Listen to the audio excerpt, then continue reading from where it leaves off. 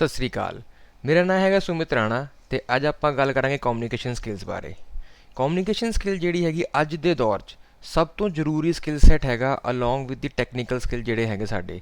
ਸਾਨੂੰ ਕੋਈ ਕੰਮ ਆਉਂਦਾ, ਕੰਪਿਊਟਰ ਦਾ ਕੰਮ ਆਉਂਦਾ, ਬਿਜਲੀ ਦਾ ਕੰਮ ਆਉਂਦਾ, ਕੋਈ ਵੀ ਕੰਮ ਆਉਂਦਾ, ਪਰ ਜੇ ਮੇਰੇ ਕੋਲ ਕਮਿਊਨੀਕੇਸ਼ਨ ਸਕਿੱਲ ਨਹੀਂ ਹੋਣਗੇ ਤਾਂ ਮੈਂ ਕਿਸੇ ਨੂੰ ਦੱਸ ਹੀ ਨਹੀਂ ਸਕਦਾ ਵੀ ਮੈਨੂੰ ਕੰਮ ਕੀ ਆਉਂਦਾ ਹੈ। ਤਾਂ ਜਿਹੜੀ ਵੀ ਮੈਂ ਗੱਲ ਕਿਸੇ ਨੂੰ ਦੱਸਦਾ, ਮੈਂ ਆਪਣੇ ਬਾਰੇ ਦੱਸਦਾ, ਮੇਰੇ ਕੰਮ ਬਾਰੇ ਦੱਸਦਾ ਕਿ ਮੈਨੂੰ ਕੀ ਆਉਂਦਾ ਅਤੇ ਮੈਂ ਕੀ ਕਰ ਸਕਦਾ ਤੁਹਾਡੇ ਲਈ, ਉਹ ਸਭ ਕਰਨ ਲਈ ਕਮਿਊਨੀਕੇਸ਼ਨ ਸਕਿੱਲ ਬਹੁਤ ਜ਼ਰੂਰੀ ਚਾਹੀਦੇ ਨੇ। ਲੈਂਗੁਏਜ ਕੋਈ ਵੀ ਹੋ ਸਕਦੀ ਹੈ, ਕਮਿਊਨੀਕੇਸ਼ਨ ਸਕਿੱਲ ਹਰੇਕ ਲੈਂਗੁਏਜ 'ਚ ਬਣਾਏ ਜਾ ਸਕਦੇ ਨੇ। ਇੰਗਲਿਸ਼ ਹੈ, ਪੰਜਾਬੀ ਹੈ, ਹਿੰਦੀ ਹੈ, ਜਿਹੜੀ ਮਰਜ਼ੀ ਲੈਂਗੁਏਜ ਤੁਹਾਨੂੰ ਆਉਂਦੀ ਹੈ, ਪਰ ਕਮਿਊਨੀਕੇਸ਼ਨ ਸਕਿੱਲ ਉਹਨੂੰ ਕਹਿੰਦੇ ਨੇ ਵੀ ਮੈਂ ਉਸੇ ਲੈਂਗੁਏਜ ਆਪਣੀ ਗੱਲ ਵਧੀਆ ਤਰੀਕੇ ਨਾਲ ਕਿਸੇ ਨੂੰ ਵੀ ਦੱਸਾਂ। ਜਿੱਦਾਂ ਮੰਨ ਲਓ ਮੈਂ ਤੁਹਾਡੇ ਨਾਲ ਗੱਲ ਕਰ ਰਿਹਾ, ਹੁਣ ਪੰਜਾਬੀ 'ਚ ਗੱਲ ਕਰ ਰਿਹਾ, ਜੇ ਮੇਰੇ ਕਮਿਊਨੀਕੇਸ਼ਨ ਸਕਿੱਲ ਵਧੀਆ ਨਹੀਂ ਹੋਣਗੇ ਤਾਂ ਮੈਂ ਤੁਹਾਨੂੰ ਆਪਣੀ ਗੱਲ ਬਿਲਕੁਲ ਨਹੀਂ ਸਮਝਾ ਸਕਦਾ।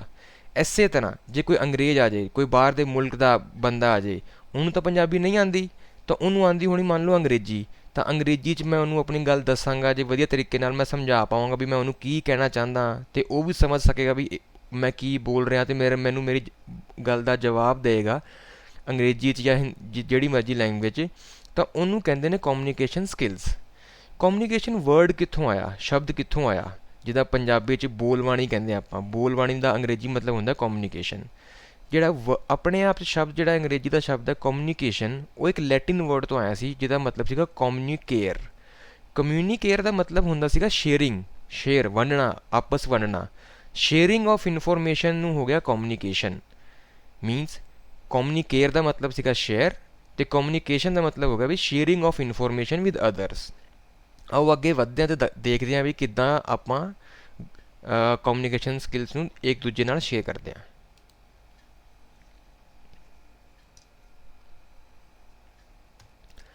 ਤਾਂ ਸਭ ਤੋਂ ਜ਼ਰੂਰੀ ਹੈ ਕਿ ਕਮਿਊਨੀਕੇਸ਼ਨ ਦਾ ਮਤਲਬ ਕੀ ਹੁੰਦਾ ਹੈ, ਕੀ ਪ੍ਰੋਸੈਸ ਹੁੰਦਾ ਹੈ, ਕੀ ਵਰਕ ਫਲੋ ਹੁੰਦਾ ਉਹਦਾ, ਵੀ ਆਪਾਂ ਕਿੱਦਾਂ ਕੋਈ ਗੱਲ ਨੂੰ ਕਹਿ ਸਕਦੇ ਹਾਂ, ਕੀ ਤਰੀਕਾ ਹੁੰਦਾ ਹੈ। ਜੇ ਤੁਸੀਂ ਫੋਟੋ 'ਚ ਦੇਖੋਗੇ ਸਲਾਈਡ 'ਚ, ਦੋ ਬੰਦੇ ਆਪਸ 'ਚ ਬੈਠੇ ਨੇ ਅਤੇ ਆਪਸ 'ਚ ਗੱਲ ਕਰ ਰਹੇ ਨੇ। ਉਹ ਆਪਣੇ ਥੋਟਸ, ਆਪਣੇ ਓਪੀਨੀਅਨਸ, ਆਪਣੀਆਂ ਗੱਲਾਂ ਆਪਸ 'ਚ ਐਕਸਚੇਂਜ ਕਰ ਰਹੇ ਨੇ। ਐਕਸਚੇਂਜ ਆਫ ਇਨਫੋਰਮੇਸ਼ਨ ਨੂੰ ਕਹਿੰਦੇ ਨੇ ਆਪਾਂ ਕਮਿਊਨੀਕੇਸ਼ਨ। ਅਤੇ ਉਸੇ ਐਕਸਚੇਂਜ ਆਫ ਇਨਫੋਰਮੇਸ਼ਨ ਮਤਲਬ ਵੀ ਆਪਣੀ ਗੱਲ ਨੂੰ ਦੱਸਣ ਦੇ ਤਰੀਕੇ ਨੂੰ ਜਿੰਨਾ ਵੀ ਵਧੀਆ ਆਪਾਂ ਕਰ ਸਕਦੇ ਹਾਂ ਉਹਨੂੰ ਆਪਾਂ ਕਹਿੰਦੇ ਨੇ ਸਕਿੱਲ, ਅਤੇ ਵਰਡ ਬਣ ਗਿਆ ਕਮਿਊਨੀਕੇਸ਼ਨ ਸਕਿੱਲ। ਅਤੇ ਕਮਿਊਨੀਕੇਸ਼ਨ ਕਿੰਨੀਆਂ ਤਰੀਕਿਆਂ ਨਾਲ ਹੋ ਸਕਦੀ ਹੈ। ਆਪਾਂ ਆਮਣੇ ਸਾਹਮਣੇ ਬੈਠੇ ਹਾਂ, ਕਿਸੇ ਦੇ ਨਾਲ ਗੱਲ ਕਰ ਰਹੇ ਹਾਂ, ਉਹ ਵੀ ਕਮਿਊਨੀਕੇਸ਼ਨ ਹੈ। ਅਤੇ ਮੈਂ ਹੁਣ ਇਹ ਵੀਡੀਓ ਦੇ ਰਾਹੀਂ ਤੁਹਾਨੂੰ ਦੱਸ ਰਿਹਾ ਵੀ ਕਮਿਊਨੀਕੇਸ਼ਨ ਸਕਿੱਲ ਕੀ ਹੁੰਦੇ ਨੇ, ਇਹ ਵੀ ਕਮਿਊਨੀਕੇਸ਼ਨ ਹੈ। ਮੈਂ ਕੋਈ ਚਿੱਠੀ ਲਿਖਦਾ, ਮੈਂ ਕੋਈ ਲੈਟਰ ਲਿਖਦਾ, ਮੈਂ ਵੀਡੀਓ ਕਾਲ ਕਰ ਲਾਂ, ਸਕਾਈਪ 'ਤੇ ਕਾਲ ਕਰ ਲਿਆ, ਜਾਂ ਕੋਈ ਵੀ ਰਾਸਤਾ ਜਿਹਦੇ ਰਾਹੀਂ ਮੈਂ ਆਪਣੀ ਗੱਲ ਦੱਸ ਰਿਹਾ। ਹੁਣ ਤੁਸੀਂ ਕਹੋਗੇ ਵੀ ਜਿਹੜਾ ਬੰਦਾ ਬੋਲ ਸਕਦਾ, ਲਿਖ ਸਕਦਾ, ਪੜ੍ਹ ਸਕਦਾ, ਕੀ ਉਹੀ ਕਮਿਊਨੀਕੇਸ਼ਨ ਕਰ ਸਕਦਾ ਹੈ? ਨਹੀਂ, ਬਿਲਕੁਲ ਗਲਤ। ਜਿਹੜੇ ਬੰਦੇ ਗੂੰਗੇ ਹੁੰਦੇ ਨੇ, ਬਹਿਰੇ ਹੁੰਦੇ ਨੇ, ਉਹਨਾਂ ਦੀ ਹੁੰਦੀ ਹੈ ਸਾਈਨ ਲੈਂਗੁਏਜ। ਉਹ ਹੱਥਾਂ ਨਾਲ ਕਰਕੇ ਦੱਸਦੇ ਨੇ ਵੀ ਮੈਂ ਕੀ ਕਹਿਣਾ ਚਾਹੁੰਦਾ, ਇਸ਼ਾਰਿਆਂ ਨਾਲ ਦੱਸਦੇ ਹਾਂ। ਜਿੱਦਾਂ ਸਾਡਾ ਜਨਮ ਹੁੰਦਾ, ਆਪਾਂ 6 ਮਹੀਨੇ ਦੇ ਹੁੰਦੇ, 7 ਮਹੀਨੇ ਦੇ ਹੁੰਦੇ, ਜਿਹੜਾ ਬੱਚਾ ਹੁੰਦਾ ਉਹ ਬੋਲ ਨਹੀਂ ਸਕਦਾ, ਤਾਂ ਉਹਦੇ ਕਮਿਊਨੀਕੇਸ਼ਨ ਵੀ ਹੁੰਦੇ ਆ। ਉਹ ਰੋ ਕੇ ਦੱਸਦਾ ਤੁਹਾਨੂੰ ਕਿ ਮੈਨੂੰ ਭੁੱਖ ਲੱਗੀ ਹੈ, ਮੈਨੂੰ ਗਰਮੀ ਲੱਗ ਰਹੀ, ਮੈਨੂੰ ਨੀਂਦ ਆ ਰਹੀ ਹੈ, ਉਹ ਰੋ ਕੇ ਦੱਸਦਾ ਹੈ। ਤਾਂ ਉਹ ਰੋਣਾ ਵੀ ਇੱਕ ਕਮਿਊਨੀਕੇਸ਼ਨ ਹੀ ਹੈਗੀ ਜਿਹੜੀ ਆਪਾਂ ਸਮਝਦੇ ਹਾਂ ਵੀ ਇਹ ਕੀ ਕਹਿਣਾ ਚਾਹੁੰਦਾ ਹੈ। ਇਸੇ ਤਰ੍ਹਾਂ ਦੁਨੀਆ 'ਚ ਤਮਾਮ ਭਾਸ਼ਾਵਾਂ ਦੇ ਵਿੱਚ ਕੋਈ ਵੀ ਗੱਲ ਕਰ ਰਿਹਾ, ਕੋਈ ਵੀ ਲਿਖ ਰਿਹਾ ਹੈ, ਬੋਲ ਕੇ ਦੱਸ ਰਿਹਾ, ਉਹ ਸਾਰਾ ਹੈਗਾ ਐਕਸਚੇਂਜ ਆਫ ਇਨਫੋਰਮੇਸ਼ਨ। ਮੈਂ ਇਨਫੋਰਮੇਸ਼ਨ ਵੰਡ ਰਿਹਾ, ਸ਼ੇਅਰ ਕਰ ਰਿਹਾ ਇੱਕ ਦੂਜੇ ਦੇ ਨਾਲ, ਤਾਂ ਉਹਨੂੰ ਕਹਿੰਦੇ ਆ ਆਪਾਂ ਕਮਿਊਨੀਕੇਸ਼ਨ। ਅਤੇ ਹੁਣ ਤੁਸੀਂ ਜੇ ਮੇਰੀ ਸਲਾਈਡ 'ਤੇ ਲੈਫਟ ਪਾਸੇ ਦੇਖੋਗੇ ਤਾਂ ਕਮਿਊਨੀਕੇਸ਼ਨ ਕਿਸ ਕਿਸ ਰਾਹੀਂ ਆਪਾਂ ਕਰ ਸਕਦੇ ਹਾਂ। ਮੈਂ ਵਰਡਸ, ਲੈਟਰ, ਮੈਸੇਜਿਸ, ਆਪਾਂ ਵਟਸਐਪ 'ਤੇ ਮੈਸੇਜ ਕਰਦੇ ਹਾਂ, ਅੱਜ ਕੱਲ੍ਹ ਨੋਰਮਲ ਮੈਸੇਜਿਸ ਕਰਦੇ ਹਾਂ, ਇਹ ਸਾਰਾ ਕਮਿਊਨੀਕੇਸ਼ਨ ਦਾ ਪਾਰਟ ਹੈ। ਜਿਹੜਾ ਵੀ ਮੋਡ ਹੈਗਾ ਆਪਾਂ ਇੰਟਰਚੇਂਜ ਕਰਦੇ ਹਾਂ, ਆਪਣੇ ਥੋਟ ਦੱਸਦੇ ਹਾਂ, ਓਪੀਨੀਅਨਸ ਦੱਸਦੇ ਹਾਂ, ਆਪਣੀ ਫੀਲਿੰਗਾਂ। ਨੇਤਾ ਲੋਕ ਹੈਗੇ ਜਿਹੜੇ ਸਪੀਚ ਦਿੰਦੇ ਨੇ, ਰਾਈਟਿੰਗ ਆਉਂਦੀ, ਅਖਬਾਰ ਆਉਂਦਾ ਸਾਡੇ ਘਰ, ਕਿਤਾਬ ਆਉਂਦੀ ਹੈ, ਮੈਂ ਤੁਹਾਨੂੰ ਵੀਡੀਓ 'ਤੇ ਕਾਲ ਕਰ ਰਿਹਾ, ਇਹ ਸਭ ਕੁਛ ਗੂੰਗੇ ਬਹਿਰੇ ਜਿਹੜੇ ਹੈਗੇ ਆ ਸਾਈਨ ਲੈਂਗੁਏਜ ਨਾਲ ਦੱਸ ਰਹੇ। ਇਹ ਸਾਰੇ ਮੋਡ ਆਫ ਇੰਟਰਚੇਂਜਿੰਗ ਹੁੰਦੇ ਆ ਜਿਨ੍ਹਾਂ ਨੂੰ ਆਪਾਂ ਕਮਿਊਨੀਕੇਸ਼ਨ ਕਹਿੰਦੇ ਹਾਂ। ਠੀਕ ਹੈ, ਹੁਣ ਅੱਗੇ ਵੱਧਦੇ ਹਾਂ। ਤਾਂ ਵਧੀਆ ਕਮਿਊਨੀਕੇਸ਼ਨ ਨੂੰ ਕਿਸ ਕਮਿਊਨੀਕੇਸ਼ਨ ਨੂੰ ਆਪਾਂ ਸਭ ਤੋਂ ਵਧੀਆ ਕਮਿਊਨੀਕੇਸ਼ਨ ਆਖਦੇ ਹਾਂ? ਉਹਦੇ ਨਾਲ ਕੀ ਹੋਣਾ ਚਾਹੀਦਾ? ਬਰਾਕ ਓਬਾਮਾ ਜਿਹੜੇ ਅਮਰੀਕਾ ਦੇ ਪੁਰਾਣੇ ਪ੍ਰੈਜ਼ੀਡੈਂਟ ਸੀਗੇ, ਰਾਸ਼ਟਰਪਤੀ ਸੀਗੇ, ਉਹ ਇੱਕ ਦੁਨੀਆ 'ਚੋਂ ਸਭ ਤੋਂ ਵਧੀਆ ਜਾਂ ਬਹੁਤ ਹੀ ਜ਼ਿਆਦਾ ਵਧੀਆ ਸਪੀਕਰਾਂ 'ਚੋਂ ਇੱਕ ਸਪੀਕਰ ਸੀਗੇ ਜਿਨ੍ਹਾਂ ਦੇ ਕਮਿਊਨੀਕੇਸ਼ਨ ਸਕਿੱਲ ਬਹੁਤ ਵਧੀਆ ਮੰਨੇ ਜਾਂਦੇ ਹਨ। ਜਿੱਦਾਂ ਆਪਣੇ ਹੈਗੇ ਨਰਿੰਦਰ ਮੋਦੀ ਜੀ ਦੇ, ਕੈਪਟਨ ਅਮਰਿੰਦਰ ਜੀ ਦੇ, ਇਹਨਾਂ ਦੇ ਕਮਿਊਨੀਕੇਸ਼ਨ ਸਕਿੱਲ ਬਹੁਤ ਵਧੀਆ ਨੇ। ਇਹ ਲੋਕਾਂ ਤੱਕ ਆਪਣੀ ਗੱਲਾਂ ਪਹੁੰਚਾਉਂਦੇ ਨੇ, ਤਾਂ ਮਤਲਬ ਇਹਨਾਂ ਨੂੰ ਕਹਿਣ ਦਾ ਤਰੀਕਾ ਆਉਂਦਾ ਹੈ। ਇੱਦਾਂ ਹੀ ਬਰਾਕ ਓਬਾਮਾ ਜੀ ਨੇ ਕਿਹਾ ਸੀਗਾ ਵੀ it is very important to make sure that we are talking with each other in the way that heals, not in the way that wounds. ਇਹਦਾ ਮਤਲਬ ਕੀ ਹੈ ਕਿ ਵੀ ਇਹ ਬਹੁਤ ਜ਼ਰੂਰੀ ਹੈ ਕਿ ਵੀ ਆਪਾਂ ਆਪਣੀ ਗੱਲ ਇਸ ਤਰੀਕੇ ਨਾਲ ਕਹੀਏ ਵੀ ਦੂਜੇ ਦੇ ਕੰਨਾਂ ਨੂੰ ਸੁਣਨ ਦਾ ਮਨ ਕਰੇ, ਨਾ ਕਿ ਆਪਾਂ ਉਹਨਾਂ ਨੂੰ ਕੁਰੇਦੀਏ। ਜੇ ਮੈਨੂੰ ਤੁਹਾਡੀ ਗੱਲ ਸੁਣਨ ਦਾ ਮਨ ਕਰੇਗਾ ਤਾਂ ਹੀ ਮੈਂ ਸੁਣ ਸਕਦਾ। ਜਿੱਦਾਂ ਇਹ ਵੀਡੀਓ 'ਚ ਜੇ ਮੈਂ ਵਧੀਆ ਤਰੀਕੇ ਨਾਲ ਤੁਹਾਨੂੰ ਸਮਝਾ ਰਿਹਾ ਹੋਊਂਗਾ ਤਾਂ ਹੀ ਤੁਸੀਂ ਸੁਣੋਗੇ, ਨਹੀਂ ਤਾਂ ਬਿਲਕੁਲ ਨਹੀਂ ਸੁਣੋਗੇ ਇਹਨੂੰ। ਤਾਂ ਇਸੇ ਚੀਜ਼ ਨੂੰ ਕਹਿੰਦੇ ਆਪਾਂ ਕਮਿਊਨੀਕੇਸ਼ਨ। ਅੱਗੇ ਇਹਦੀ ਇੰਪੋਰਟੈਂਸ ਕੀ ਹੈ, ਕਮਿਊਨੀਕੇਸ਼ਨ ਕਿਉਂ ਜ਼ਰੂਰੀ ਹੈ? ਤਿੰਨ ਚੀਜ਼ਾਂ ਹੁੰਦੀਆਂ ਜਦੋਂ ਵੀ ਆਪਾਂ ਕਿਸੇ ਨਾਲ ਗੱਲ ਕਰਦੇ ਹਾਂ। ਪਹਿਲੀ ਹੁੰਦੀ ਹੈ ਇਨਫੋਰਮ, ਦੂਜੀ ਇਨਫਲੂਐਂਸ, ਤੀਜੀ ਹੁੰਦੀ ਹੈ ਐਕਸਪ੍ਰੈਸ਼ਨ ਆਫ ਫੀਲਿੰਗਸ। ਅਤੇ ਪਹਿਲਾ ਹੈਗਾ ਇਨਫੋਰਮ। ਜੇ ਮੈਂ ਕਿਸੇ ਨੂੰ ਕੋਈ ਗੱਲ ਦੱਸਣੀ ਹੈ, ਜੇ ਮੈਂ ਕਹਿ ਰਿਹਾ ਵੀ ਮੈਂ ਕੱਲ੍ਹ ਸਕੂਲ ਨਹੀਂ ਆਵਾਂਗਾ, ਇਹ ਮੈਂ ਗੱਲ ਕਿਸੇ ਨੂੰ ਦੱਸ ਰਿਹਾ। ਜੇ ਮੈਂ ਵਧੀਆ ਤਰੀਕੇ ਨਾਲ, ਜੇ ਮੈਨੂੰ ਕੋਈ ਲੈਂਗੁਏਜ ਨਹੀਂ ਆਉਂਦੀ ਹੋਈ, ਜੇ ਮੈਨੂੰ ਵਧੀਆ ਸ਼ਬਦਾਂ ਦਾ ਇਸਤੇਮਾਲ ਕਰਨਾ ਨਹੀਂ ਆਉਂਦਾ ਹੋਇਆ, ਤਾਂ ਮੈਂ ਕਿਸੇ ਨੂੰ ਇਨਫੋਰਮ ਕਰ ਹੀ ਨਹੀਂ ਪਾਵਾਂਗਾ। ਮੈਂ ਆਪਣੀ ਗੱਲ ਕਿਸੇ ਤੱਕ ਪਹੁੰਚਾ ਹੀ ਨਹੀਂ ਪਾਵਾਂਗਾ। ਉਹਨੂੰ ਸਮਝ ਹੀ ਨਹੀਂ ਆਏਗਾ ਵੀ ਮੈਂ ਕੀ ਕਹਿ ਰਿਹਾ ਅਤੇ ਮੈਂ ਕੀ ਕਹਿਣਾ ਚਾਹੁੰਦਾ। ਅਤੇ ਇਸੇ ਲਈ ਕਮਿਊਨੀਕੇਸ਼ਨ ਬਹੁਤ ਜ਼ਰੂਰੀ ਹੈ। ਦੂਜਾ ਹੈਗਾ ਇਨਫਲੂਐਂਸ, ਕਿ ਵੀ ਤੁਹਾਡੇ ਗੱਲ ਦਾ ਅਗਲੇ 'ਤੇ ਕੀ ਪ੍ਰਭਾਵ ਪੈ ਰਿਹਾ। ਹੁਣ ਆਪਾਂ ਇਹ ਵੀਡੀਓ ਦੇ ਰਾਹੀਂ ਸਿੱਖ ਰਹੇ ਹਾਂ ਕਮਿਊਨੀਕੇਸ਼ਨ ਸਕਿੱਲ। ਜੇ ਤੁਹਾਨੂੰ ਪੂਰੀ ਗੱਲ ਸਮਝ ਆ ਗਈ, ਜੇ ਤੁਸੀਂ ਪੂਰੇ ਮੇਰੇ ਤੋਂ ਇਨਫਲੂਐਂਸ ਹੋ ਗਏ ਇਹ ਲੈਕਚਰ ਨਾਲ, ਤੁਸੀਂ ਹੋਰ ਪੜ੍ਹੋਗੇ ਕਿ ਵੀ ਕਮਿਊਨੀਕੇਸ਼ਨ ਹੋਰ ਕਿੱਦਾਂ ਵਧੀਆ ਹੋ ਸਕਦੀ ਹੈ, ਤਾਂ ਤੁਸੀਂ ਜ਼ਿੰਦਗੀ 'ਚ ਵਧੀਆ ਸਪੀਕਰ ਬਣੋਗੇ। ਤਾਂ ਉਹਨੂੰ ਕਹਿੰਦੇ ਆ ਆਪਾਂ ਇਨਫਲੂਐਂਸ, ਕਿ ਵੀ ਮੇਰੀ ਗੱਲ ਦਾ ਕੀ ਪ੍ਰਭਾਵ ਪਿਆ। ਜਿੱਦਾਂ ਮੈਂ ਤੁਹਾਨੂੰ ਕਿਹਾ ਕਿ ਬਈ ਕੋਈ ਵੀ ਨੌਕਰੀ ਹੈ, ਕੋਈ ਵੀ ਬਿਜ਼ਨਸ ਹੈ, ਉਹਨੂੰ ਵਧੀਆ ਬਣਾਉਣ ਲਈ ਕਮਿਊਨੀਕੇਸ਼ਨ ਜਿਹੜੀ ਹੈਗੀ ਬਹੁਤ ਵਧੀਆ ਹੋਣੀ ਚਾਹੀਦੀ ਹੈ, ਤਾਂ ਕਿ ਆਪਾਂ ਕਸਟਮਰ ਬਣਾਈ ਰੱਖੀਏ, ਆਪਾਂ ਆਪਣੀ ਗੱਲ ਵਧੀਆ ਤਰੀਕੇ ਨਾਲ ਪਹੁੰਚਾਈਏ, ਉਹਨਾਂ ਦੀ ਗੱਲ ਆਪਾਂ ਵਧੀਆ ਤਰੀਕੇ ਨਾਲ ਸਮਝੀਏ, ਜੋ ਉਹ ਮੰਗ ਰਹੇ ਆ, ਡਿਮਾਂਡ ਕਰਨੇ ਬਿਜ਼ਨਸ ਤੋਂ ਜਾਂ ਕੰਮ ਤੋਂ, ਆਪਾਂ ਉਹੀ ਕੰਮ ਕਰਕੇ ਦਈਏ। ਤਾਂ ਇਹਨੂੰ ਕਹਿੰਦੇ ਆ ਆਪਾਂ ਇਫੈਕਟਿਵ ਕਮਿਊਨੀਕੇਸ਼ਨ। ਜਿਹੜਾ ਇਨਫਲੂਐਂਸ ਬਣਾਉਂਦੀ ਹੈ ਉਹਨੂੰ ਕਹਿੰਦੇ ਇਫੈਕਟਿਵ ਕਮਿਊਨੀਕੇਸ਼ਨ। ਤੀਜਾ ਹੁੰਦਾ ਐਕਸਪ੍ਰੈਸ਼ਨ ਆਫ ਫੀਲਿੰਗਸ। ਹੁਣ ਮੈਂ ਗੁੱਸਾ ਹਾਂ, ਮੈਂ ਖੁਸ਼ ਹੋ ਰਿਹਾ ਕਿਸੇ ਗੱਲ ਨਾਲ, ਜਾਂ ਮੈਂ ਕੋਈ ਨਾਰਾਜ਼ਗੀ ਹੈ, ਜਾਂ ਮੈਂ ਕੋਈ ਗੱਲ ਨੂੰ ਇਸ ਤਰੀਕੇ ਨਾਲ ਕਹਿਣਾ ਚਾਹੁੰਦਾ ਕਿ ਵੀ ਮੈਂ ਅਗਲੇ ਨੂੰ ਦੱਸਾਂ ਕਿ ਵੀ ਮੈਂ ਤੇਰੇ ਨਾਲ ਬਹੁਤ ਗੁੱਸਾ ਹਾਂ, ਤਾਂ ਉਹਨੂੰ ਐਕਸਪ੍ਰੈਸ਼ਨ ਆਫ ਫੀਲਿੰਗਸ ਜਿਹੜੀ ਹੈਗੀ ਹੈ ਉਹ ਵੀ ਇੱਕ ਇਫੈਕਟਿਵ ਕਮਿਊਨੀਕੇਸ਼ਨ ਦੇ ਰਾਹੀਂ ਹੀ ਪੋਸੀਬਲ ਹੈਗੀ ਹੈ।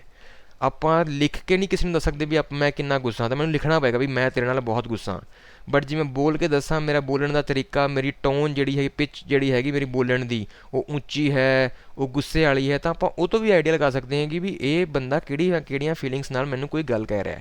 ਤਾਂ ਉਹਨੂੰ ਕਹਿੰਦੇ ਆਪਾਂ ਇੰਪੋਰਟੈਂਸ ਆਫ ਕਮਿਊਨੀਕੇਸ਼ਨ।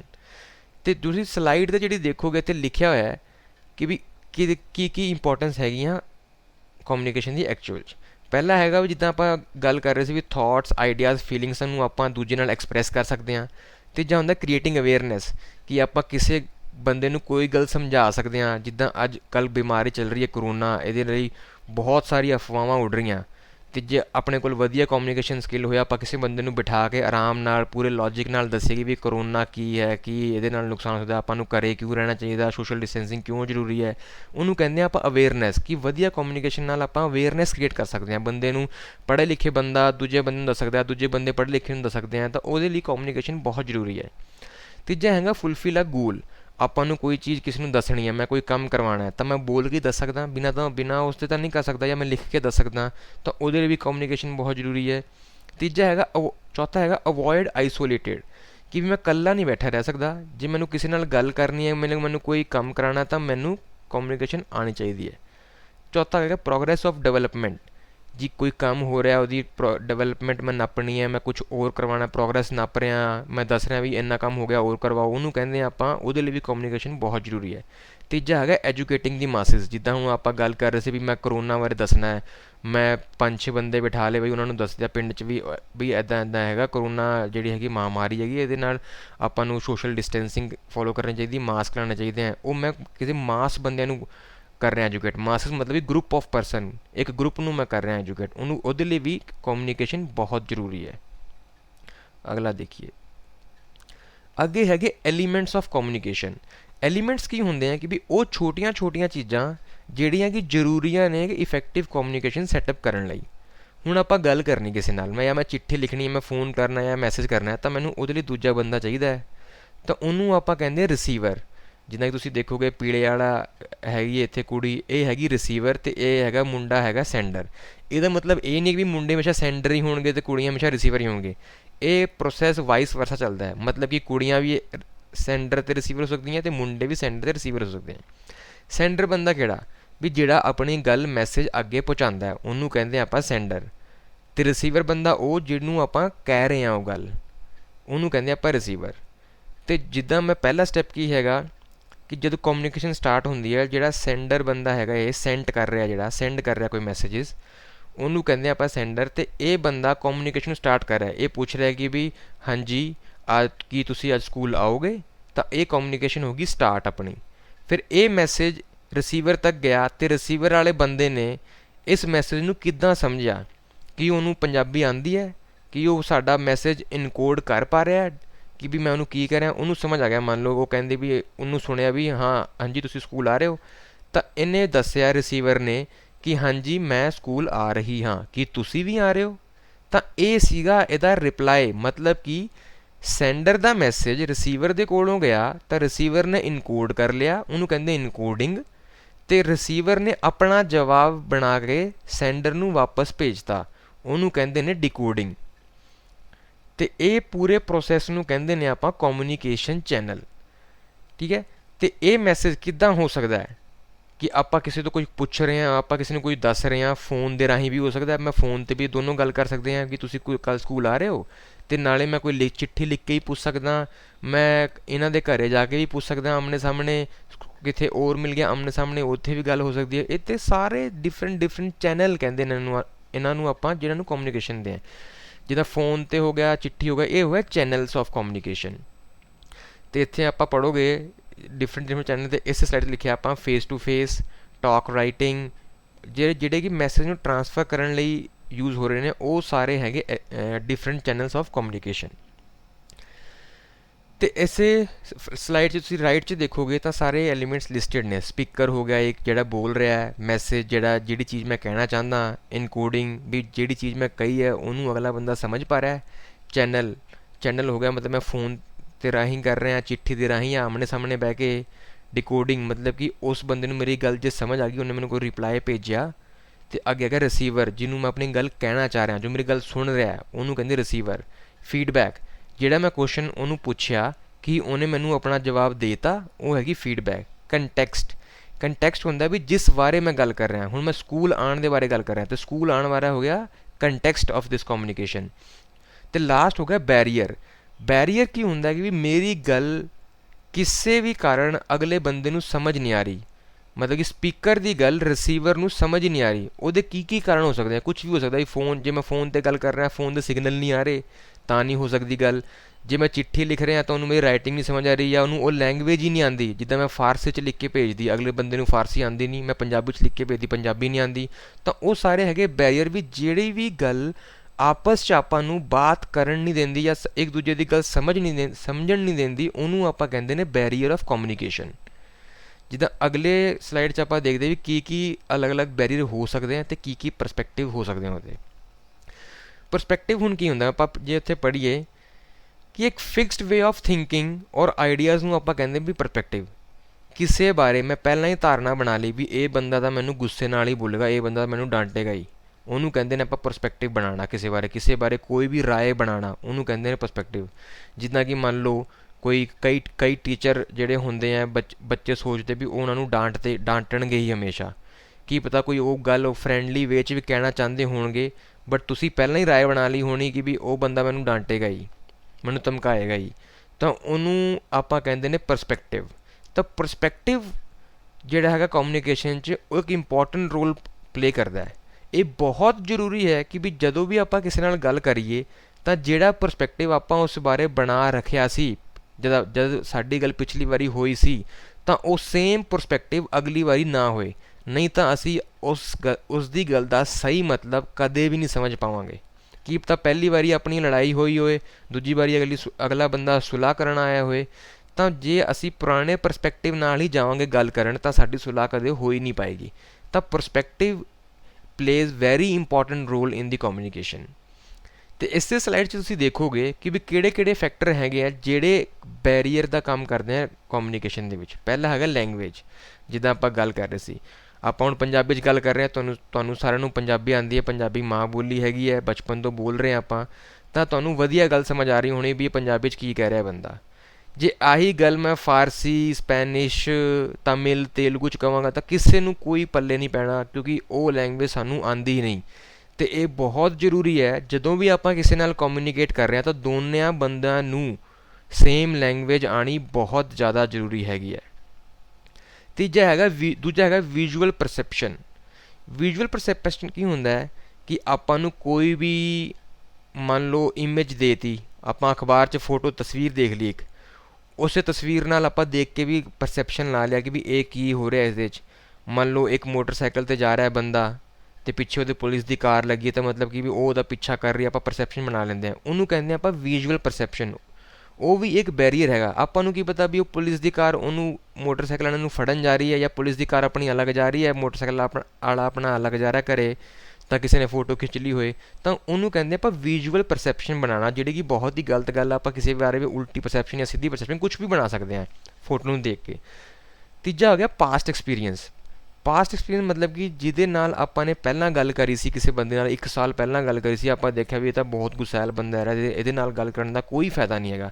ਪਰ 1 ਸਾਲ 'ਚ ਉਸ ਬੰਦੇ ਨੇ ਆਪਣੇ ਆਪ 'ਤੇ ਕੰਮ ਕੀਤਾ ਹੋਏ, ਆਪਣੇ ਆਪ ਨੂੰ ਸੁਧਾਰ ਲਿਆ ਹੋਏ, ਉਹਨੂੰ ਪਿਆਰ ਨਾਲ ਗੱਲਾਂ ਕਰਦਾ ਹੋਏ, ਪੋਲਾਈਟਲੀ ਗੱਲਾਂ ਕਰਦਾ ਹੋਏ, ਅਤੇ 1 ਸਾਲ ਬਾਅਦ ਉਹ ਫੇਰ ਮੁੜ ਕੇ ਆਇਆ ਸਾਡੇ ਕੋਲ ਆਪਣੇ ਸੁਧਰਨ ਦੇ ਬਾਅਦ ਗੱਲ ਕਰਨ, ਅਤੇ ਆਪਾਂ ਨੂੰ ਸਾਡੇ ਦਿਮਾਗ 'ਚ ਤਾਂ ਪਹਿਲਾਂ ਹੀ ਬੈਠਾ ਹੈ ਵੀ ਪਿਛਲੇ ਸਾਲ ਗੱਲ ਕੀਤੀ ਸੀ ਤਾਂ ਬਹੁਤ ਗੁਸੈਲ ਬੰਦਾ, ਇਹਦੇ ਨਾਲ ਤਾਂ ਗੱਲ ਕਰਨ ਦਾ ਫਾਇਦਾ ਹੀ ਨਹੀਂ। ਅਤੇ ਇਹ ਜਿਹੜਾ ਪਰਸਪੈਕਟਿਵ ਹੈਗਾ ਹੁਣ ਆਪਾਂ ਨੂੰ ਸੁਧਰੇ ਹੋਏ ਬੰਦੇ ਨਾਲ ਗੱਲ ਕਰਨ ਤੋਂ ਰੋਕੇਗਾ। ਆਪਾਂ ਉਹਦੀ ਗੱਲ ਸਮਝ ਨਹੀਂ ਸਕਦੇ ਵਧੀਆ ਤਰੀਕੇ ਨਾਲ। ਤਾਂ ਇਸ ਤਰੀਕੇ ਨਾਲ ਇਹਨੂੰ ਕਹਿੰਦੇ ਨੇ ਪਾਸਟ ਐਕਸਪੀਰੀਅੰਸ, ਕਿ ਮੇਰਾ ਪੁਰਾਣਾ ਐਕਸਪੀਰੀਅੰਸ ਜਿਹੜਾ ਹੈਗਾ ਇਹਦੇ ਨਾਲ ਬਹੁਤ ਮਾੜਾ ਹੈਗਾ ਅਤੇ ਹੁਣ ਵੀ ਇਹ ਮਾੜਾ ਹੀ ਬੋਲੇਗਾ। ਅਤੇ ਇੱਦਾਂ ਦੀ ਜਿਹੜੇ ਹੈਗੇ ਉਹ ਵੀ ਇੱਕ ਬੈਰੀਅਰ ਹੈਗਾ ਕਿ ਹੁਣ ਉਹ ਬੰਦਾ ਸੁਧਰ ਕੇ ਆ ਗਿਆ ਅਤੇ ਪੋਲਾਈਟਲੀ ਗੱਲ ਕਰੇਗਾ, ਕੀ ਪਤਾ ਤੁਹਾਡੀ ਸੁਲਾਹ ਹੋ ਜੇ, ਕੀ ਪਤਾ ਤੁਸੀਂ ਇੱਕ ਦੂਜੇ ਦੇ ਕੰਮ ਆਓ, ਇੱਕ ਦੂਜੇ ਨਾਲ ਨੌਲੇਜ ਸ਼ੇਅਰਿੰਗ ਕਰੋ। ਤਾਂ ਉਹਨੂੰ ਕਹਿੰਦੇ ਨੇ, ਇਸ ਤਰੀਕੇ ਦੇ ਬੈਰੀਅਰ ਨੂੰ ਕਹਿੰਦੇ ਨੇ ਆਪਾਂ ਪਾਸਟ ਐਕਸਪੀਰੀਅੰਸ। ਤੀਜਾ ਹੈਗਾ ਪ੍ਰੀਜੁਡਾਈਸ। ਪ੍ਰੀਜੁਡਾਈਸ ਨੂੰ ਕੀ ਕਹਿੰਦੇ ਨੇ ਆਪਾਂ, ਜਿਹੜੇ ਫਿਕਸਡ ਆਈਡੀਆ ਹੁੰਦੇ ਨੇ ਕਿ ਵੀ ਮੰਨ ਲਓ ਕਈ ਬੱਚੇ ਹੈਗੇ ਕਲਾਸ 'ਚ, ਉਹ ਵਿਚਾਰੇ ਇੰਨੇ ਲੋ ਕੌਨਫੀਡੈਂਟ ਹੋ ਜਾਂਦੇ ਨੇ ਵੀ ਉਹ ਕਹਿੰਦੇ ਵੀ ਮੈਨੂੰ ਤਾਂ ਕਲਾਸ 'ਚ ਕੋਈ ਪਸੰਦ ਹੀ ਨਹੀਂ ਕਰਦਾ, ਮੇਰੇ ਨਾਲ ਨਾ ਕੋਈ ਬਹਿੰਦਾ, ਨਾ ਕੋਈ ਦੋਸਤੀ ਕਰਦਾ। ਅਤੇ ਇਹ ਬੰਦੇ ਦਾ ਕੀ ਕਰਦੇ ਵੀ ਉਹਦਾ ਕੌਨਫੀਡੈਂਸ ਡਾਊਨ ਕਰਦੇ ਨੇ, ਜਿਹਦੇ ਨਾਲ ਉਹ ਕਿਸੇ ਨਾਲ ਗੱਲ ਨਹੀਂ ਕਰਦਾ। ਅਤੇ ਕਿਸੇ ਨਾਲ ਗੱਲ ਨਾ ਕਰਨ ਦੇ ਬਾਰੇ ਜਦੋਂ ਵੱਡਾ ਹੁੰਦਾ, ਨੌਕਰੀ ਲਈ ਇੰਟਰਵਿਊ ਜਾਂਦਾ, ਤਾਂ ਉੱਥੇ ਵੀ ਉਹ ਸ਼ਰਮਾਉਂਦਾ, ਉਹਨੂੰ ਕੋਈ ਕੁਐਸਚਨ ਪੁੱਛੇ ਜਾਂਦੇ ਨੇ ਉੱਥੇ ਵੀ ਸ਼ਰਮਾਉਂਦਾ, ਨਾ ਆਪਣੇ ਬਿਜ਼ਨਸ 'ਚ ਵੀ ਗੱਲ ਕਰਨ ਨੂੰ ਸ਼ਰਮਾਉਂਦਾ ਆਪਣੇ ਕਸਟਮਰਾਂ ਨਾਲ। ਤਾਂ ਉਹਨੂੰ ਹੈਗੀ ਫਿਰ ਸਾਰੀ ਜ਼ਿੰਦਗੀ ਖ਼ਰਾਬ ਕਰਦੀ ਹੈ। ਤਾਂ ਇਹ ਬਹੁਤ ਜ਼ਰੂਰੀ ਹੈ ਕਿ ਵੀ ਆਪਣੇ ਬਾਰੇ ਕੋਈ ਵੀ ਪਹਿਲਾਂ ਵੀ ਫਿਕਸਡ ਰਾਏ ਨਹੀਂ ਬਣਾਉਣੀ ਚਾਹੀਦੀ ਹੈ। ਆਪਾਂ ਨੂੰ ਵਧੀਆ ਤਰੀਕੇ ਨਾਲ ਸੋਚਣਾ ਚਾਹੀਦਾ, ਜੇ ਕੋਈ ਕਮੀ ਹੈ ਤਾਂ ਉਹਨੂੰ ਸੁਧਾਰਨਾ ਚਾਹੀਦਾ ਹੈ। ਤੀਜਾ ਹੈਗਾ ਫੀਲਿੰਗਸ। ਮੰਨ ਲਓ ਕਿ ਮੇਰਾ ਕਿਸੇ ਦੇ ਨਾਲ ਗੱਲ ਕਰਨ ਦਾ ਮੂਡ ਹੀ ਨਹੀਂ ਹੈ, ਮੈਂ ਕਹਤਾ ਵੀ ਅੱਜ ਮੈਂ ਬਿਮਾਰ ਹਾਂ ਯਾਰ, ਮੇਰਾ ਮਨ ਨਹੀਂ ਕਰ ਰਿਹਾ, ਮੇਰਾ ਸਿਰ ਦੁਖ ਰਿਹਾ। ਸਭ ਤੋਂ ਵੱਡਾ ਭਾਨਾ, ਕਲਾਸ 'ਚ ਕਿਸੇ ਬੱਚੇ ਨੂੰ ਕਹਿ ਲਓ ਕਿ ਉਹ ਹੈੱਡ ਨੂੰ ਕਰਕੇ ਲੇਟ ਜਾਂਦੇ ਨੇ, ਕਹਿੰਦੇ ਵੀ ਕੀ ਹੋ ਗਿਆ, ਉਹ ਕਹਿੰਦਾ ਜੀ ਮੇਰਾ ਸਿਰ ਦੁਖ ਰਿਹਾ। ਤਾਂ ਕਈ ਬੱਚੇ ਭਾਨੇ ਲਾਉਂਦੇ ਨੇ ਇੱਦਾਂ ਦੇ, ਤਾਂ ਉਹਨੂੰ ਕਹਿੰਦੇ ਨੇ ਆਪਾਂ ਫੀਲਿੰਗਸ। ਇਹ ਵੀ ਹੈਗੇ ਬੈਰੀਅਰ। ਜੇ ਤੁਹਾਡਾ ਗੱਲ ਕਰਨ ਦਾ ਮਨ ਹੀ ਨਹੀਂ ਹੋਣਾ ਮੇਰੇ ਨਾਲ, ਤੁਸੀਂ ਕੋਈ ਬਹਾਨਾ ਲਾਤਾ, ਤਾਂ ਫਿਰ ਇਫੈਕਟਿਵ ਕਮਿਊਨੀਕੇਸ਼ਨ ਤਾਂ ਹੋਣੀ ਨਹੀਂ, ਨਾ ਮੇਰੀ ਗੱਲ ਤੁਹਾਨੂੰ ਸਮਝ ਆਉਣੀ ਅਤੇ ਨਾ ਤੁਹਾਡੀ ਗੱਲ ਮੈਨੂੰ ਸਮਝ ਆਉਣੀ ਹੈ। ਤਾਂ ਇਫੈਕਟਿਵ ਕਮਿਊਨੀਕੇਸ਼ਨ ਬਿਲਕੁਲ ਨਹੀਂ ਹੋਣੀ। ਤੀਜਾ ਹੈਗਾ ਇਨਵਾਇਰਮੈਂਟ। ਹੁਣ ਮੰਨ ਲਓ ਮੈਂ ਇੱਕ ਕਮਰੇ 'ਚ ਬਹਿ ਕੇ ਪੜ੍ਹ ਰਿਹਾ ਅਤੇ ਦੂਜੇ ਪਾਸੇ ਕੋਈ ਹੋਰ TV ਦੇਖ ਰਿਹਾ, ਉਹਦਾ ਸ਼ੋਰ ਬਹੁਤ ਆ ਰਿਹਾ, ਉਹਦੀ ਵੋਲਿਊਮ ਉਹਨੇ ਫੁੱਲ ਚੱਕੀ ਹੋਈ ਹੈ, ਪੰਜਾਬੀ ਗਾਣੇ ਚੱਲ ਰਹੇ, ਦਿਲਜੀਤ ਦੋਸਾਂਝ ਉੱਥੇ ਨੱਚ ਰਿਹਾ, ਉਹ ਕਮਲਾ ਹੋਈ ਪਿਆ, ਅਤੇ ਮੈਂ ਇੱਥੇ ਮੇਰਾ ਪੇਪਰ ਹੈ ਕੱਲ੍ਹ ਅਤੇ ਮੈਂ ਪੜ੍ਹਨ ਦੀ ਕੋਸ਼ਿਸ਼ ਕਰ ਰਿਹਾ। ਅਤੇ ਇਹਨੂੰ ਕਹਿੰਦੇ ਨੇ ਆਪਾਂ ਇਨਵਾਇਰਮੈਂਟਲ ਡਿਸਟਰਬੈਂਸ। ਅਤੇ ਇਹਦੇ ਵਿੱਚ ਵੀ ਇਫੈਕਟਿਵ ਕਮਿਊਨੀਕੇਸ਼ਨ ਨਹੀਂ ਹੋ ਸਕਦੀ।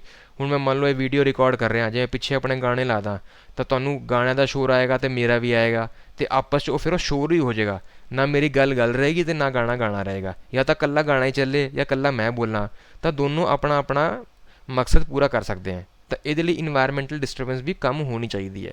ਤੀਜਾ ਹੈਗਾ ਪਰਸਨਲ ਫੈਕਟਰ। ਪਰਸਨਲ ਫੈਕਟਰ ਇਹ ਹੋਇਆ ਵੀ ਮੈਨੂੰ ਬਹੁਤ ਸ਼ਰਮ ਆਉਂਦੀ ਕਿਸੇ ਨਾਲ ਗੱਲ ਕਰਨ 'ਚ, ਮੈਂ ਕੋਈ ਗੱਲ ਹੀ ਨਹੀਂ ਕਰ ਪਾਉਂਦਾ।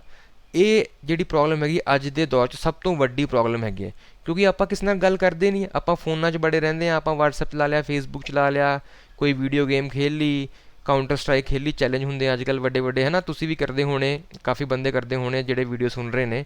ਤਾਂ ਇਹ ਜਿਹੜੀ ਚੀਜ਼ ਹੈਗੀ ਬਹੁਤ ਹੀ ਜ਼ਿਆਦਾ ਖ਼ਰਾਬ ਕਰਦੀ ਹੈ। ਨਾ ਆਪਾਂ ਖੇਡਣ ਜਾਂਦੇ ਹਾਂ, ਬਾਹਰ ਖੇਡਣ ਨਹੀਂ ਜਾਂਦੇ, ਆਪਸ 'ਚ ਗੱਲ ਨਹੀਂ ਹੁੰਦੀ, ਫਿਰ ਉਹ ਸਾਡੇ 'ਚ ਕਦੇ ਕੌਨਫੀਡੈਂਸ ਆ ਹੀ ਨਹੀਂ ਪਾਉਂਦਾ ਕਿ ਆਪਾਂ ਕਿਸੇ ਨਾਲ ਕੋਈ ਗੱਲ ਕਰੀਏ। ਤਾਂ ਆਹੀ ਚੀਜ਼ ਵੱਡੇ ਹੋ ਕੇ ਜਦੋਂ ਤੁਸੀਂ ਕੋਈ ਨੌਕਰੀ ਲੈਣ ਜਾਓਗੇ ਜਾਂ ਨੌਕਰੀ ਮਿਲਣ ਤੋਂ ਬਾਅਦ ਜਦ ਤੁਸੀਂ ਕੰਮ ਕਰੋਗੇ ਅਤੇ ਆਪਸ 'ਚ ਕੋਈ ਗੱਲ ਕਰੋਗੇ ਨਹੀਂ, ਅਤੇ ਆਪਸੀ ਕੋਆਪਰੇਸ਼ਨ ਦੇ ਬਿਨਾਂ ਜ਼ਿੰਦਗੀ 'ਚ ਸਕਸੈਸਫੁਲ ਹੋਣਾ ਬਹੁਤ ਹੀ ਮੁਸ਼ਕਿਲ ਅਤੇ ਨਾਮੁਮਕਿਨ ਟਾਈਪ ਹੈ। ਅਤੇ ਇਹ ਬਹੁਤ ਜ਼ਰੂਰੀ ਹੈ ਕਿ ਵੀ ਆਪਣਾ ਕੌਨਫੀਡੈਂਸ ਹਮੇਸ਼ਾ ਹਾਈ ਰੱਖੋ, ਲੋਕਾਂ ਨਾਲ ਗੱਲਾਂ ਕਰੋ, ਬੜਿਆਂ ਨਾਲ, ਬੁੜਿਆਂ ਨਾਲ, ਛੋਟਿਆਂ ਨਾਲ, ਸਭ ਨਾਲ ਗੱਲਾਂ ਕਰੋ, ਵਧੀਆ ਸ਼ਬਦਾਂ ਦਾ ਇਸਤੇਮਾਲ ਕਰੋ, ਅਤੇ ਇਹਨੂੰ ਹੀ ਉਤੋਂ ਹੀ ਸਾਨੂੰ ਆਉਂਦੀ ਹੈ ਇਫੈਕਟਿਵ ਕਮਿਊਨੀਕੇਸ਼ਨ। ਤੀਜਾ ਹੁੰਦਾ ਕਲਚਰ।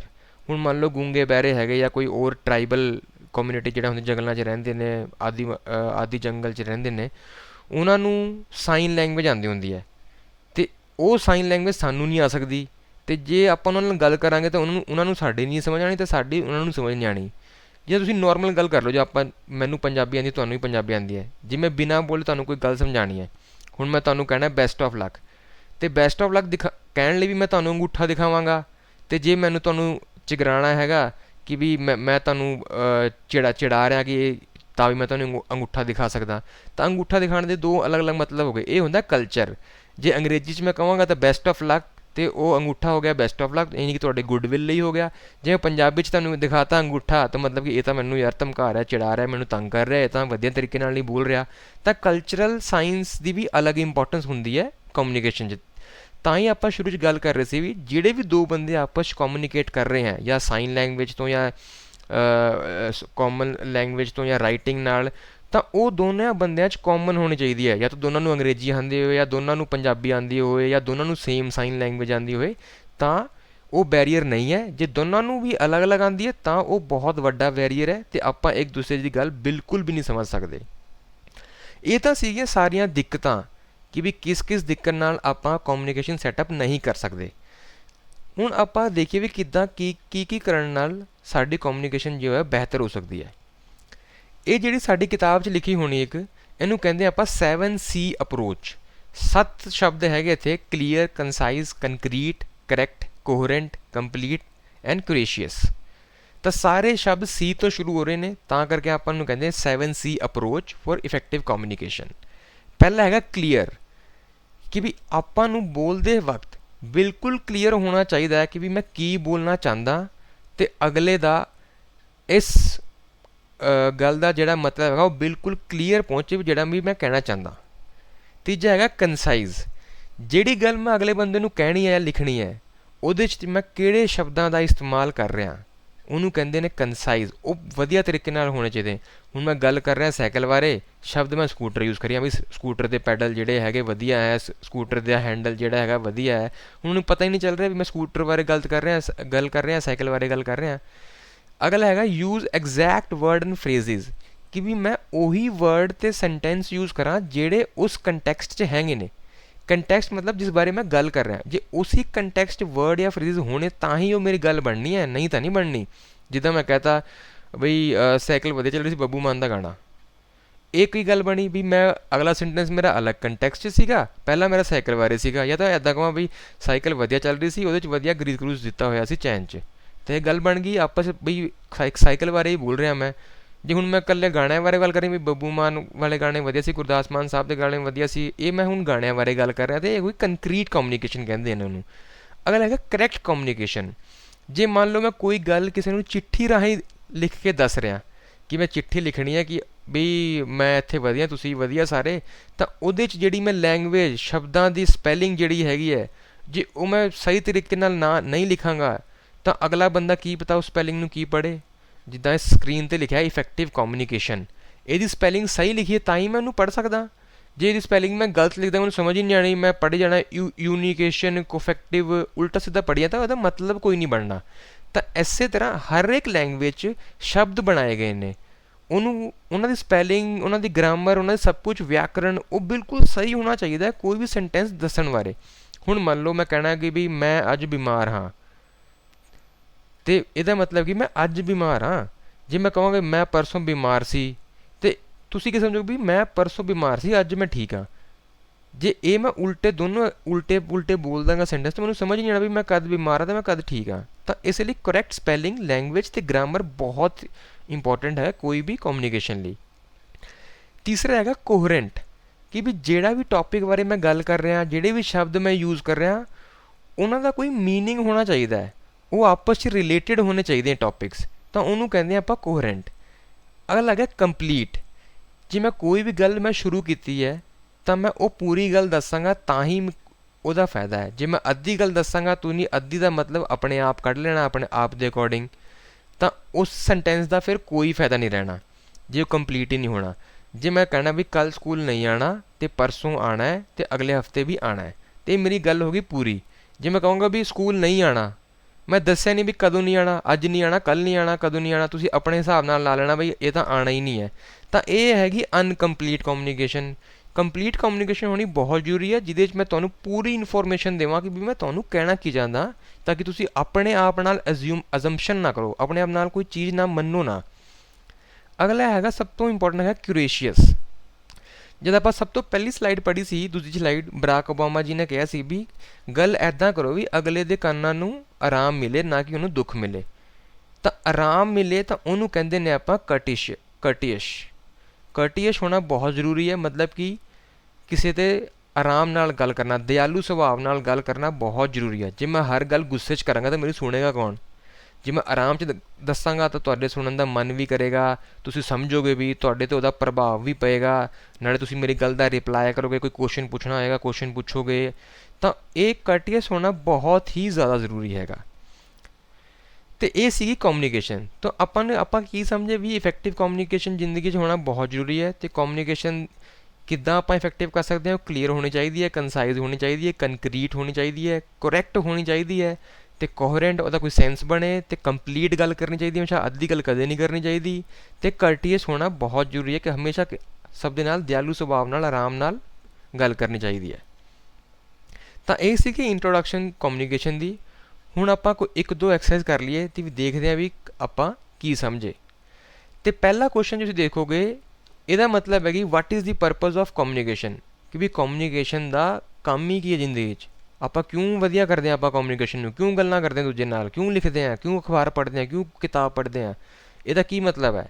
ਅਤੇ ਪਹਿਲਾ ਆਪਸ਼ਨ ਹੈਗਾ inform, tell someone about something, ਕਿ ਵੀ ਮੈਂ ਆਪਣੀ ਗੱਲ ਕਿਸੇ ਨੂੰ ਦੱਸਣੀ ਹੈ, ਉਹਦੇ ਲਈ ਵੀ ਕਮਿਊਨੀਕੇਸ਼ਨ ਯੂਜ਼ ਹੋ ਸਕਦੀ ਹੈ। ਦੂਜਾ ਹੈਗਾ ਇਨਫਲੂਐਂਸ, ਕਿ ਵੀ ਮੈਂ ਕਿਸੇ ਗੱਲ ਦਾ, ਮੇਰੀ ਗੱਲ ਦਾ ਤੁਹਾਡੇ 'ਤੇ ਕੀ ਪ੍ਰਭਾਵ ਕਰ ਰਿਹਾ, ਤੁਹਾਡੀ ਗੱਲ ਦਾ ਮੇਰੇ 'ਤੇ ਕੀ ਪ੍ਰਭਾਵ ਕਰ ਰਿਹਾ, ਇਸ ਲਈ ਜ਼ਰੂਰੀ ਹੁੰਦੀ ਹੈ। ਜਾਂ ਤੀਜਾ ਹੈਗਾ ਸ਼ੇਅਰ ਥਾਟਸ, ਆਈਡੀਆਜ਼, ਫੀਲਿੰਗਸ, ਕਿ ਮੈਂ ਆਪਣੇ ਥਾਟਸ, ਆਈਡੀਆਜ਼ ਅਤੇ ਫੀਲਿੰਗਸ ਕਿੱਦਾਂ ਦੱਸਾਂ ਕਿਸੇ ਹੋਰ ਨੂੰ, ਇਹਦੇ ਲਈ ਜ਼ਰੂਰੀ ਹੁੰਦੀ ਹੈ। ਜਾਂ ਆਲ ਆਫ ਦੀ ਅਬਵ।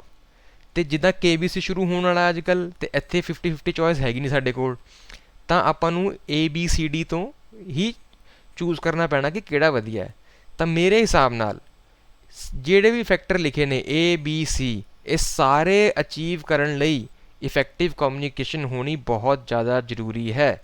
ਇਹਦਾ ਮਤਲਬ ਕਿ ਇਹਦਾ ਆਨਸਰ ਹੋ ਗਿਆ D, all of the above, ਕਿ ਉੱਪਰ ਲਿਖੇ ਹੋਏ ਸਾਰੀਆਂ ਚੀਜ਼ਾਂ ਲਈ ਕਮਿਊਨੀਕੇਸ਼ਨ ਜ਼ਰੂਰੀ ਹੈ। ਅਤੇ ਕਮਿਊਨੀਕੇਸ਼ਨ ਦਾ ਕੰਮ ਹੈ ਇਨਫੋਰਮ ਕਰਨਾ, ਇਨਫਲੂਐਂਸ ਕਰਨਾ, ਆਪਣੇ ਆਈਡੀਆਜ਼, ਥਾਟਸ ਨੂੰ, ਫੀਲਿੰਗਸ ਨੂੰ ਸ਼ੇਅਰ ਕਰਨਾ।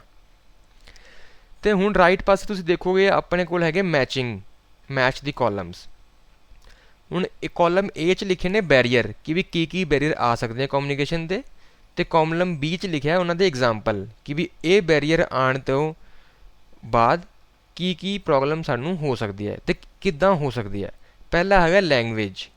ਹੁਣ ਲੈਂਗੁਏਜ ਨਾਲ ਕੀ ਹੋ ਸਕਦਾ ਪ੍ਰੋਬਲਮ ਸਾਨੂੰ, ਇਹ ਦੇਖੀਏ ਆਪਾਂ। ਇਹਦਾ ਮਤਲਬ ਹੈ trying to read a book when somebody else is watching TV in the same room. ਮਤਲਬ ਕਿ ਮੈਂ ਕੋਈ ਕਿਤਾਬ ਪੜ੍ਹਨਾ ਚਾਹੁੰਦਾ ਅਤੇ ਉਸੇ ਰੂਮ 'ਚ ਬਹਿ ਕੇ ਜਿਹਦੇ 'ਚ ਕੋਈ TV ਦੇਖ ਰਿਹਾ, ਤਾਂ ਲੈਂਗੁਏਜ ਦਾ ਤਾਂ ਇੱਥੇ ਕੋਈ ਰੌਲਾ ਨਹੀਂ ਹੈ, ਮਤਲਬ ਇਹ ਤਾਂ ਹੈ ਨਹੀਂ ਹੈ। ਹੁਣ ਹੈਗਾ B ਹੈਗਾ in some culture wearing shoes and walking inside the kitchen is consider rude and disrespectful. Culture wearing shoes, walking inside, ਵੀ ਮੈਂ ਕੋਈ ਕਿਸੇ ਕਲਚਰ 'ਚ ਹੈਗਾ, ਉੱਥੇ ਕਿਚਨ ਦੇ ਵਿੱਚ ਜੇ ਆਪਾਂ ਜੁੱਤੇ ਪਾ ਕੇ ਜਾਵਾਂਗੇ ਤਾਂ ਉਹਨੂੰ ਵਧੀਆ ਨਹੀਂ ਸਮਝਿਆ ਜਾਂਦਾ, ਅਤੇ ਇਹ ਵੀ ਲੈਂਗੁਏਜ ਦਾ ਕੋਈ ਲੈਣਾ ਦੇਣਾ ਨਹੀਂ ਹੈ। ਤੀਜਾ ਆਪਸ਼ਨ ਹੈਗਾ ਟਾਕਿੰਗ ਇਨ ਹਿੰਦੀ ਵੈਨ ਅਦਰਸ ਨੋ ਓਨਲੀ ਤਾਮਿਲ। ਤਾਂ ਇੱਥੇ ਲੈਂਗੁਏਜ ਦੀ ਗੱਲ ਹੋ ਰਹੀ ਹੈ, ਹਿੰਦੀ, ਤਾਮਿਲ ਲੈਂਗੁਏਜ ਹੋ ਗਈਆਂ। ਇਹਦਾ ਮਤਲਬ ਹੋ ਗਿਆ ਵੀ ਆਪਾਂ ਟਾਕਿੰਗ ਇਨ ਹਿੰਦੀ, ਵੀ ਹਿੰਦੀ 'ਚ ਬੋਲਣਾ ਉਹਦੇ ਨਾਲ ਜਿਹਨੂੰ ਤਮਿਲ ਆਉਂਦੀ ਹੈ। ਤਾਂ ਨਾ ਤਮਿਲ ਵਾਲੇ ਨੂੰ ਤੁਹਾਡੀ ਕੋਈ ਸਮਝ ਆਉਣੀ ਹੈ, ਨਾ ਹਿੰਦੀ ਵਾਲੇ ਨੂੰ ਤਮਿਲ ਦੀ ਸਮਝ ਆਉਣੀ ਹੈ। ਤਾਂ ਇਹ ਹੋ ਗਿਆ ਲੈਂਗੁਏਜ ਬੈਰੀਅਰ। ਤਾਂ ਮਤਲਬ ਕਿ 1 ਮੈਚ ਹੋਏਗਾ C ਨਾਲ। ਦੂਜਾ ਹੋ ਗਿਆ ਇਮੋਸ਼ਨਲ। ਇਮੋਸ਼ਨਲ ਦਾ ਕੀ ਮਤਲਬ? ਹੁਣ ਆਪਾਂ ਆਪਸ਼ਨ D ਪੜ੍ਹੀਏ, ਇਹਦੇ 'ਚ ਲਿਖਿਆ parent is not talking to the child, ਵੀ ਮਾਂ ਬਾਪ ਆਪਣੇ ਬੱਚੇ ਨਾਲ ਗੱਲ ਨਹੀਂ ਕਰ ਰਹੇ। ਇਹਦਾ ਮਤਲਬ ਕੀ ਹੈ? ਇਮੋਸ਼ਨਲੀ ਫੈਕਟਰ ਆ ਗਿਆ ਇਹਦੇ ਅੰਦਰ, ਇਮੋਸ਼ਨਲ ਫੈਕਟਰ ਆ ਗਿਆ ਇਹਦੇ ਅੰਦਰ, ਕਿ ਪੇਰੈਂਟਸ ਜ਼ਿਆਦਾ ਕੋਈ ਗੁੱਸਾ ਹੋਣੇ ਉਹਦੇ ਨਾਲ, ਜਾਂ ਉਹਨੇ ਕੋਈ ਪੁੱਠਾ ਕੰਮ ਸ਼ਰਾਰਤ ਕਰਤੀ ਹੋਣੀ, ਤਾਂ ਪੇਰੈਂਟ ਉਹਦੇ ਨਾਲ ਗੱਲ ਨਹੀਂ ਕਰ ਰਹੇ। ਤਾਂ ਇਹ ਆ ਗਈ ਇਮੋਸ਼ਨਲ, ਇਹ ਆ ਗਿਆ ਇਮੋਸ਼ਨਲ ਬੈਰੀਅਰ। ਤੀਜਾ ਆ ਗਿਆ ਇਨਵਾਇਰਮੈਂਟਲ, ਹੁਣ ਆਪਾਂ ਪਹਿਲਾਂ ਗੱਲ ਕਰ ਰਹੇ ਸੀ ਕਿ ਵੀ ਮੈਂ ਇੱਕ ਕਮਰੇ 'ਚ ਬਹਿ ਕੇ ਪੜ੍ਹ ਰਿਹਾ, ਪਿੱਛੇ ਗਾਣੇ ਚੱਲੇ ਹੋਏ ਆ ਜ਼ੋਰ ਨਾਲ ਅਤੇ ਬਹੁਤ ਸ਼ੋਰ ਆ ਰਿਹਾ, ਤਾਂ ਉਹ ਹੈਗਾ ਇਨਵਾਇਰਮੈਂਟਲ ਬੈਰੀਅਰ ਕਿ ਵੀ ਉਸੇ ਕਮਰੇ 'ਚ ਇਨਵਾਇਰਮੈਂਟ ਇੱਦਾਂ ਦਾ ਹੈ ਹੀ ਨਹੀਂ ਕਿ ਮੈਂ ਪੜ੍ਹ ਪਾਵਾਂ, ਮਾਹੌਲ ਹੀ ਨਹੀਂ ਇੱਦਾਂ ਦਾ ਕਿ ਮੈਂ ਪੜ੍ਹ ਪਾਵਾਂ ਜਾਂ ਮੈਂ ਕਿਸੇ ਨਾਲ ਗੱਲ ਕਰ ਪਾਵਾਂ ਫੋਨ 'ਤੇ, ਜਾਂ ਮੈਂ ਕੋਈ ਵੀਡੀਓ ਰਿਕਾਰਡ ਕਰਾਂ, ਮੈਂ ਵੀਡੀਓ ਕਾਲ ਕਰਾਂ, ਉਹ ਮਾਹੌਲ ਹੀ ਨਹੀਂ ਹੈ, ਉਹਨੂੰ ਕਹਿੰਦੇ ਇਨਵਾਇਰਮੈਂਟਲ ਬੈਰੀਅਰ। ਤਾਂ 3 ਦਾ ਮੈਚਿੰਗ ਹੋ ਗਈ ਆਪਣੀ ਏ ਨਾਲ। ਅਤੇ ਚੌਥਾ ਆ ਗਿਆ ਕਲਚਰਲ। ਹੁਣ ਆਪਸ਼ਨ ਰਹਿ ਗਈ ਸਾਡੇ ਕੋਲ ਇਕੱਲੀ ਬੀ, ਅਤੇ ਲਿਖਿਆ ਹੈ ਸਾਫ਼-ਸਾਫ਼ ਕਿ ਇਨ ਸਮ ਕਲਚਰਸ, ਕਿਸੇ ਕਲਚਰ 'ਚ ਬਈ ਸ਼ੂਜ਼ ਪਾ ਕੇ ਕਿਚਨ ਦੇ ਵਿੱਚ ਨਹੀਂ ਜਾ ਸਕਦੇ, ਰਸੋਈ ਦੇ ਵਿੱਚ ਨਹੀਂ ਜਾ ਸਕਦੇ, ਤਾਂ ਉੱਥੇ ਕਲਚਰਲ ਬੈਰੀਅਰ ਆ ਜਾਂਦੇ ਸਾਡੇ। ਤਾਂ ਉੱਥੇ ਹੋ ਗਿਆ ਆਪਣਾ ਕਲਚਰਲ ਬੈਰੀਅਰ ਆਫ ਕਮਿਊਨੀਕੇਸ਼ਨ। ਹੁਣ ਅੱਗੇ ਵਧਦੇ ਹਾਂ। ਇਹ ਸੀਗਾ ਛੋਟੀ ਜਿਹੀ ਐਕਸਰਸਾਈਜ਼ ਪ੍ਰੋਗਰੈਸ ਨਾਪਣ ਲਈ ਵੀ ਆਪਾਂ ਕੀ ਕੀ ਸਿੱਖਿਆ ਹੈ। ਹੁਣ ਆਪਾਂ ਲਓ ਕਨਕਲੂਡ ਕਰਦੇ ਹਾਂ ਕਿ ਵੀ ਇਸ ਲੈਸਨ ਨੂੰ ਪੜ੍ਹਨ ਤੋਂ ਬਾਅਦ ਤੁਹਾਨੂੰ ਕੀ ਕੀ ਪਤਾ ਹੋਣਾ ਚਾਹੀਦਾ ਹੈ। ਪਹਿਲਾ, ਤੁਹਾਨੂੰ ਐਲੀਮੈਂਟਸ ਪਤਾ ਨੇ ਕਮਿਊਨੀਕੇਸ਼ਨ ਦੇ, ਜਿਹੜੇ ਦੱਸੇ ਸੀ ਵੀ ਸਪੀਕਰ ਹੈ, ਮੈਸੇਜ ਕੀ ਜ਼ਰੂਰੀ ਚਾਹੀਦਾ ਹੁੰਦਾ ਕਮਿਊਨੀਕੇਸ਼ਨ ਕਰਨ ਲਈ, ਕਿਸੇ ਨਾਲ ਗੱਲ ਕਰਨ ਲਈ। ਉਹਦੇ 'ਚ ਸਪੀਕਰ ਹੋਣਾ ਚਾਹੀਦਾ, ਰਿਸੀਵਰ ਹੋਣਾ ਚਾਹੀਦਾ, ਮੈਸੇਜ ਹੋਣਾ ਚਾਹੀਦਾ, ਇਨਕੋਡਿੰਗ ਡਿਕੋਡਿੰਗ ਹੋਣੀ ਚਾਹੀਦੀ ਹੈ, ਵਧੀਆ ਚੈਨਲ ਹੋਣਾ ਚਾਹੀਦਾ ਗੱਲ ਕਰਨ ਦਾ। ਚੈਨਲ ਜੇ ਤੁਹਾਨੂੰ ਯਾਦ ਹੋਇਆ ਤਾਂ ਫੋਨ, ਚਿੱਠੀ, ਆਮਣੇ ਸਾਹਮਣੇ, ਇਹ ਸਾਰੇ ਚੈਨਲ ਹੁੰਦੇ ਨੇ। ਤਾਂ ਐਲੀਮੈਂਟਸ ਆਫ ਕਮਿਊਨੀਕੇਸ਼ਨ ਤੁਸੀਂ ਈਜ਼ੀਲੀ ਆਈਡੈਂਟੀਫਾਈ ਕਰ ਸਕਦੇ ਹੋ ਹੁਣ ਕੀ ਚਾਹੀਦੇ ਹੋਣੇ। ਦੂਜਾ ਹੈਗਾ ਕਮਿਊਨੀਕੇਸ਼ਨ ਸਾਈਕਲ ਡਰਾ ਕਰ ਸਕਦੇ ਹੋ ਤੁਸੀਂ ਐਲੀਮੈਂਟਸ ਦਾ। ਜਿਹੜੀ ਆਪਾਂ ਫੋਟੋ ਦੇਖੀ ਸੀ ਪਿਛਲੀ ਸਲਾਈਡ 'ਚ, 2 ਬੰਦੇ ਆਪਸ 'ਚ ਗੱਲ ਕਰ ਰਹੇ ਸੀ, ਇੱਕ ਰਿਸੀਵਰ ਸੀਗਾ, ਇੱਕ ਸੈਂਡਰ ਸੀਗਾ। ਪਹਿਲਾਂ ਸੈਂਡਰ ਮੈਸੇਜ ਭੇਜਦਾ ਹੈ ਰਿਸੀਵਰ ਕੋਲੇ, ਫਿਰ ਰਿਸੀਵਰ ਰਿਸੀਵ ਕਰਦਾ, ਫਿਰ ਉਹਦਾ ਜਵਾਬ ਦਿੰਦਾ ਹੈ। ਉਹ ਸਾਰੇ ਸਰਕਲ ਨੂੰ ਕਹਿੰਦੇ ਆਪਾਂ ਸਾਈਕਲ ਆਫ ਕਮਿਊਨੀਕੇਸ਼ਨ। ਅਤੇ ਆਖਰੀ ਜਿਹੜਾ ਹੈਗਾ ਫੈਕਟਰਸ ਅਫੈਕਟਿੰਗ ਔਰ ਪਰਸਪੈਕਟਿਵਸ ਇਨ ਕਮਿਊਨੀਕੇਸ਼ਨ। ਜਿੰਨੇ ਵੀ ਆਪਾਂ ਨੇ ਹੁਣ ਬੈਰੀਅਰ ਪੜ੍ਹੇ ਵੀ, ਲੈਂਗੁਏਜ ਬੈਰੀਅਰ ਹੋ ਸਕਦਾ ਹੈ, ਪਰਸਪੈਕਟਿਵ ਜਿਹੜਾ ਆਪਾਂ ਬਣਾ ਲੈਂਦੇ ਹਾਂ ਕਿਸੇ ਬਾਰੇ, ਉਹ ਵੀ ਬੈਰੀਅਰ ਹੋ ਸਕਦਾ ਹੈ, ਇਨਵਾਇਰਮੈਂਟਲ ਕਲਚਰਲ ਬੈਰੀਅਰ ਵੀ। ਜਿਹੜੀ ਵੀ ਚੀਜ਼ ਆਪਾਂ ਨੂੰ ਦੂਜੇ ਨਾਲ ਗੱਲ ਕਰਨ ਲਈ ਰੋਕ ਰਹੀ ਹੈ, ਉਹ ਸਾਰੀਆਂ ਚੀਜ਼ਾਂ ਹੁੰਦੀਆਂ ਨੇ ਬੈਰੀਅਰ ਇਨ ਕਮਿਊਨੀਕੇਸ਼ਨ। ਤਾਂ ਉਮੀਦ ਹੈ ਵੀ ਇਸ ਵੀਡੀਓ ਤੋਂ ਬਾਅਦ ਤੁਹਾਨੂੰ ਇਹ ਸਾਰੇ ਡਾਊਟ ਕਲੀਅਰ ਹੋ ਗਏ ਹੋਣੇ। ਇਸ ਤੋਂ ਬਾਅਦ ਵੀ ਜੇ ਤੁਹਾਨੂੰ ਕਮਿਊਨੀਕੇਸ਼ਨ ਕਿਉਂ ਜ਼ਰੂਰੀ ਹੈ, ਕਿੱਦਾਂ ਆਪਾਂ ਵਧੀਆ ਕਰ ਸਕਦੇ ਹਾਂ ਕਮਿਊਨੀਕੇਸ਼ਨ ਨੂੰ, ਇਸ ਬਾਰੇ ਕੋਈ ਵੀ ਕੁਐਸਚਨ ਹੋਏ ਤਾਂ ਇਸੇ ਸਕਰੀਨ ਦੇ ਥੈਂਕ ਯੂ ਵਾਲੀ ਫੋਟੋ ਦੇ ਥੱਲੇ ਮੇਰੀ ਈਮੇਲ ਆਈਡੀ ਦਿੱਤੀ ਹੋਈ ਹੈ, sumitrana3216@gmail.com। ਇਸ ਈਮੇਲ ਆਈਡੀ 'ਤੇ ਤੁਸੀਂ ਆਪਣੇ ਕੁਐਸਚਨ ਭੇਜ ਸਕਦੇ ਹੋ ਅਤੇ ਮੈਂ ਕੋਸ਼ਿਸ਼ ਕਰਾਂਗਾ ਕਿ ਮੈਂ ਟਾਈਮ ਨਾਲ ਤੁਹਾਡੇ ਸਾਰੇ ਰਿਪਲਾਈ ਕਰਾਂ। ਓਕੇ ਜੀ, ਬਾਏ ਬਾਏ, ਧੰਨਵਾਦ, ਸਤਿ ਸ਼੍ਰੀ ਅਕਾਲ।